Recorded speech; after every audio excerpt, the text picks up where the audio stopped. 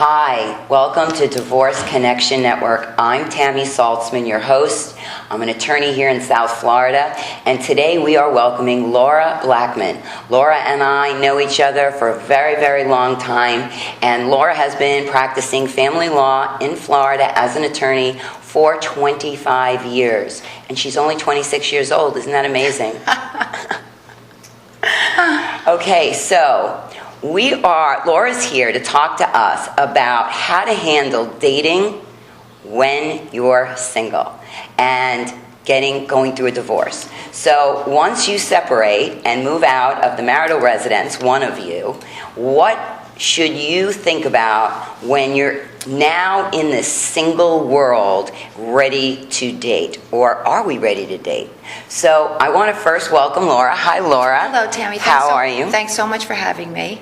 It's such a pleasure to be here. I'm so glad you're here. And Laura has a lot of experience in this area, especially because she had 2 young children and was out there in the single world. And no one knows better than Laura how to behave. I remember when I first separated from my husband, she gave me a list of advice, which she's now going to give to you.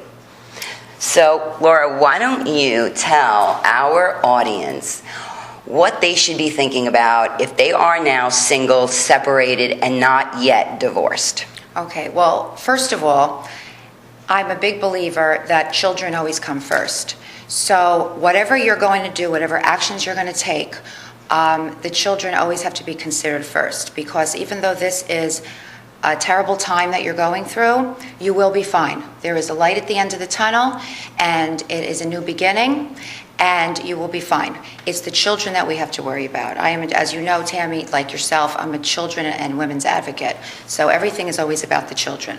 I jotted down a few things. First of all, if anyone tells you that you should go right out there and date, that's inappropriate, as we both know. During a divorce, it's a very terrible time. The family is broken up. There's 2 houses usually. It's not a good situation. So what happens is one party usually is hurt, so the other party wants to go out and do crazy stuff. I always advise my clients that to remember, when you go out, wherever you are and whoever you're with, there could be a private investigator watching you if it's a custody case. You should not do any inappropriate behavior that could have any repercussions, like drinking heavily or doing anything else with anyone, because it could come back and haunt you. If you go out and you have a good time and then you get a DUI, that would significantly hurt your case. So those are some things about your behavior, how you should act, and people that you should associate with during a divorce. Also, you find out who your friends are, as we both did. So you find out who your friends are during divorce. People that you thought were your friends sometimes become adversaries in the court case, sometimes become adversaries in your life. So you have to be careful who you confide in. Exactly. I would not tell anyone anything unless you have known the person a very long time and you're very secure in that relationship.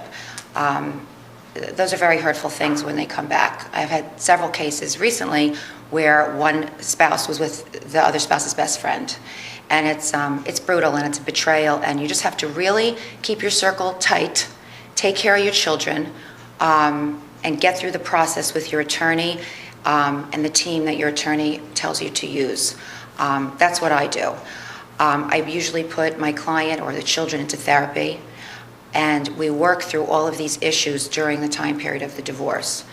Let me see if there's some other things I wanted to tell you. I said don't discuss your case with anyone. Your actions during the divorce is very important. Basically, I think the most important thing when you're dating is not to introduce the children to anyone.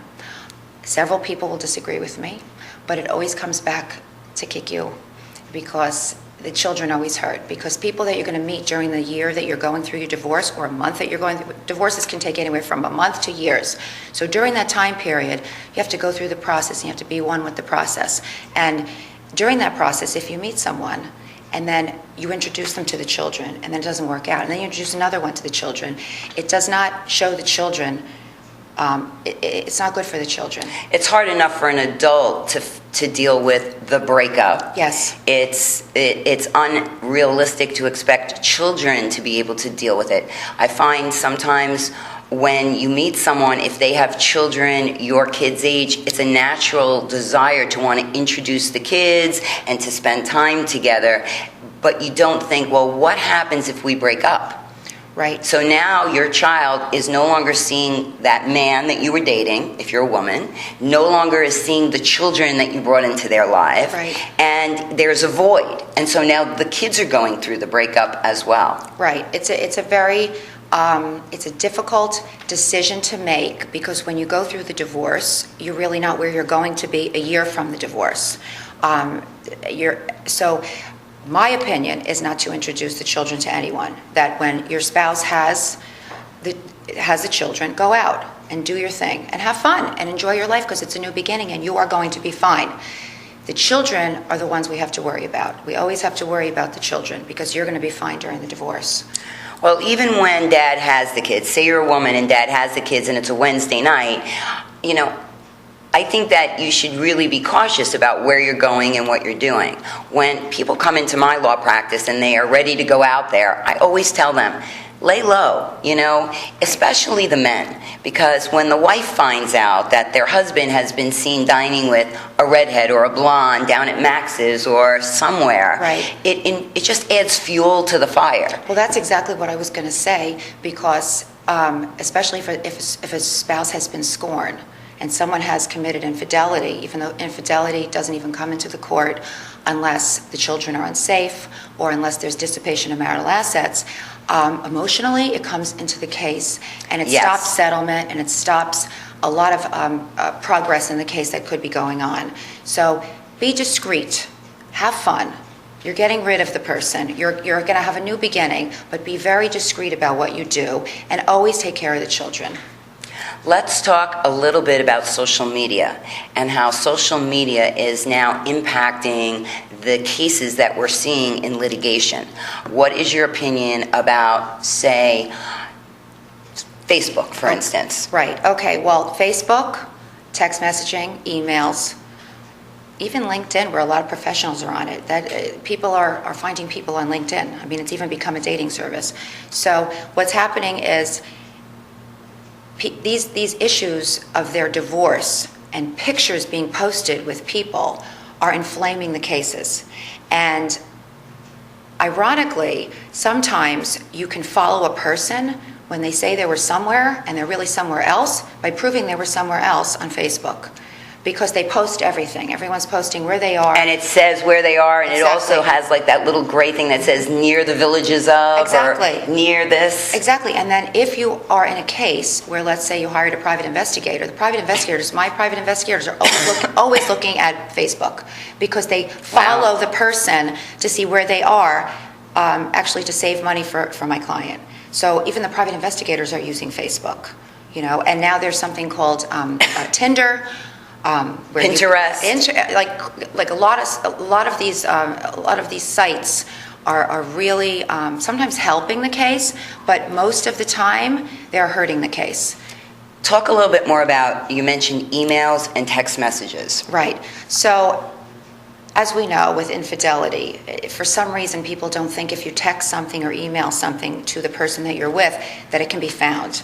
I had a case last week where there were, I want to say 1,800 hours of text messaging, and we got it transcribed. How do you get that transcribed? How do you have access to the text messages? Well, you go to the AT&T, the carrier, and everything, and it was on my client's plan. That's how silly this woman was, that she thought she was above the law and she would never get caught, and she was having an affair for 18 months. So, and we found out everything. And so that really hurt her case. So if I was her attorney, I would have said, I want you to know that we are really in trouble here. Even though infidelity doesn't have anything to do with the case, because it's a no-fault state and it's irreconcilable differences, the fact that she did this for 18 months and what she wrote in there was some criminal activity that was going on. So now there's criminal actions possibly. So basically, from my client, it's great, because we can use all this and say, this is what we have. and we're going to use it. Right, so it's kind of like leverage. Exactly. It's leverage to settle the case. Leverage to settle the case. That's So correct. I hope you're all out there listening, because this is some really good advice. We all think that once we delete a voicemail, or we delete a text message, or we delete an email, that it's nowhere to be found. And quite often, the emails are even on your server, the Google server, the Gmail server, your business server, and they can easily be downloaded once again. And the same thing with text messages from the providers, and that would include, I would imagine, pictures and other Right. things that you're texting back and forth. So not that it's going to, there is no retribution in the law, but definitely leverage, and you want to be careful about giving that kind of leverage to the other side. So the best advice is lay low, get divorced, wait till your documents are signed, sealed, and delivered, and then do what you want. But remember to keep your kids as your number one priority, and try to avoid introducing your children to every person that you date. Laura, I want to thank you for coming on. Thanks, Tammy. It was wonderful. My pleasure. So happy to be here. Tell our audience, if they want to reach you, how they can find you. Oh, if you want to reach me, you can go to my website, Laura S. Blackman, Laura at laurasblackman.com. My office number is 561-995-5960. And if you go to my website, you can find me, and I'd love to hear from you. Thanks. Thanks for watching. You will find Laura's link right on our website at divorceconnectionnetwork.com. Thanks. Thank you.